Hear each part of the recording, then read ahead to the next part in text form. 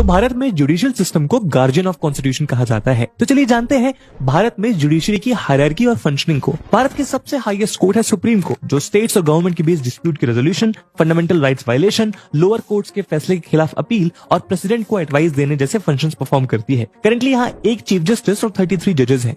Supreme court में 3 type की benches होती हैं, 2 जजेस वाली डिवीजन बेंच, 3 या 5 जज वाली फुल बेंच और 7 या उससे ज्यादा जजेस वाली कॉन्स्टिट्यूशनल बेंच। सुप्रीम कोर्ट के नीचे आती है हाई कोर्ट। इसके कुछ फंक्शंस हैं, जैसे फंडामेंटल राइट्स को इन्फोर्स करने के लिए रिट्स इशू करना, ज्यादा पैसे और प्रॉपर्टी वाले सिविल केसेस सुनना और डिस्ट्रिक्ट कोर्ट्स के फैसले के खिलाफ अपील को सुनना।